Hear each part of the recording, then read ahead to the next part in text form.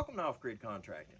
And in this video today, guys, I'm going to show you a 10 kW solar install on an off-grid island in the middle of a lake. I want to say first off, I appreciate the customer for allowing us to film this, because we can tell you a lot of stories about what we do in the field, but there's nothing that represents it better than, you know, they say a picture's worth 1,000 words. Well, a YouTube video should be worth 1,000,000. And I also want to say a shout out to Cal Electric. Really appreciate working with them on this project.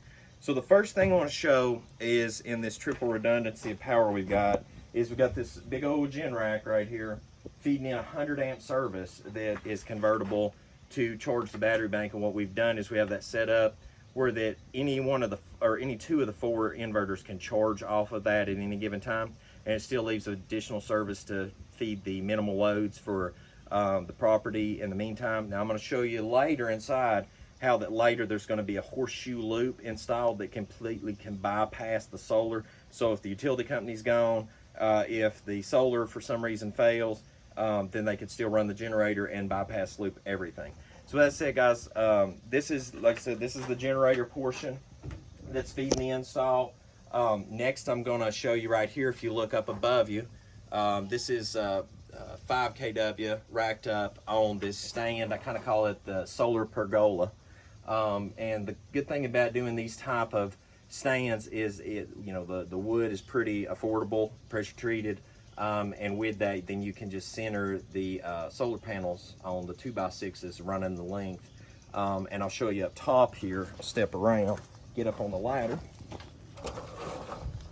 I'll show you this array right here. There you can see it like so. And you can take an RV pole with a microfiber cloth and clean that pretty easily off just this short little step ladder, which makes it easy, especially if you're elderly couple, or somebody that's not wanting to get up and climb high places. All you gotta do is just get up, like I said, on a short little step ladder, RV pole, clean that, done, good to go. Okay, I apologize for the noise of the boats in the background, but what you can see right here is the 2 water tanks used for irrigation. Now, what's going to go on later, there's 1 solar panel left on the corner here, 1 solar panel left on the corner of the other array, and what they're going to do is feed a solar aerator most likely, and so I tried to position that where it's easily accessible for the customer to do that later. The rest of the solar array is feeding into the structure to actually power the rest of the island, which is multiple houses, a garage, etc. But I'm going to step up here real quick on the ladder again, let you get a good look at that, and like so. And then we'll go inside here, guys, and I'll show you the inside of this system.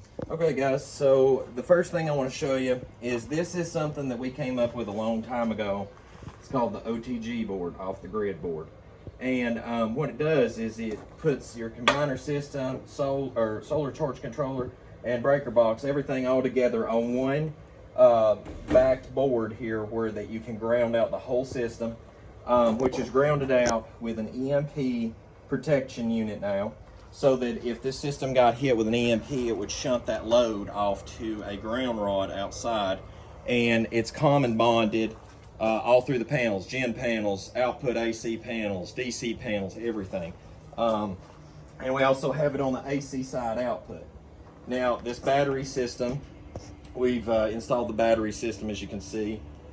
Now, people ask this question all the time: how much battery storage do I need? I tell people you can't never have enough batteries, okay? Actually, you can, but I'm just saying, like, it's good to have a lot of battery storage. And this right here, this battery bank right now, will give the customer pretty much 1 day standby. And we've already tested it out. I literally have tried to abuse the system right out of the gate. Held up great, made it through the night, started up the next day. Keep in mind, it's running multiple houses, multiple AC systems, multiple water heaters, multiple pumps, irrigation system, lighting. I can just keep going and going. I mean, it powered that all. So right here, courtesy of Cal Electric, we have the output service that we were able to link up to. This feeds over to the transfer switch on the owner's home, which for courtesy and privacy, we're not going to show their home. but that feeds over to that transfer switch, and in turn, if they want to be on the utility company, they can. If they want to be on solar, they flip it down. This will feed directly over and power the whole island. The other great feature about this is I'm going to skip the inverters for a second. We're just going to step down here where you can see the other charge control system.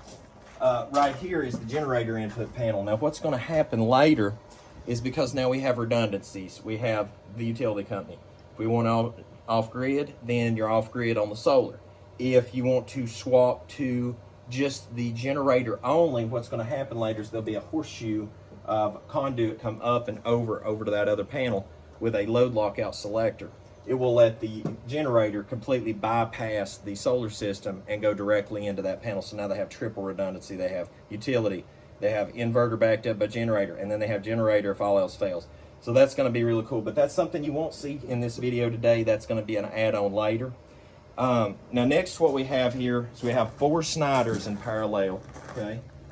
Master unit, and then the other 3 are taking on the rest of the load behind the master. We have the gateway control system so that you can monitor the system remotely. The customer most likely later will add a router so that they can not only view it here at the island, but anywhere they want to remotely. There is a third structure on this premises, and with the situation going on right now, if they want to later, they could pull the breaker from one of these inverters, put it into a separate panel to power a structure, and then that can be separated into its own master unit, and then they can power that and leave the other 3 designated to the other 2 houses. So there's a lot of flexibility nowadays with these systems. But this right here took us about a week to install. Usually on a mega install, I call this a mini mega install, because there's not so much panels as there is infrastructure, but more panels will be added later as planned. So with something like this, it usually takes a week to do. People ask the price tag. The last thing I'll say on this video is the price tag people ask. You know, when we do a tiny house to a small cabin, that can go anywhere from $10,000 to $15,000 parts and labor. You do a small home, that can be anywhere from $20,000 to $30,000 to $40,000. You do something like this that feeds multiple structures and multiple backups, stuff like that, you can get in the $60,000, $70,000. We've seen it go up to $100,000 range. So, I mean, that hopefully gives people a price point understanding of where a lot of this levels out at. But guys, I hope you've enjoyed this. You know, we take great pride in what we do. You know, we're just a small mom and pop company. I plan to be that way and stay that way. We've been at this 7 years. You see the quality and the craftsmanship we put in, and it actually functions. If you want to go off-grid, check us out at offgridcontracting.com. You know, right now at the time I'm filming this video, you know, we still have availabilities for 2020, and there's still availabilities for 2021 as well. So guys, until we see you again here at Off Grid Contracting, I look forward to working for you.